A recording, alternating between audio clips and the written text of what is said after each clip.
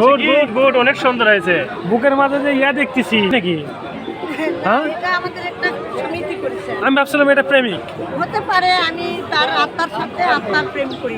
কে সেটা নাম বলে দাও। হ্যাঁ, ডক্টর ইউনুস। ডক্টর ইউনুস আপনার প্রেমিক? হ্যাঁ, আমার আত্মার প্রেমী, আমি তাকে আত্মার বাবা বলে প্রেমিক। জানি, তাকে আমি বাবা বলে সম্বোধন করি। আমি তার জন্য দোয়া করি।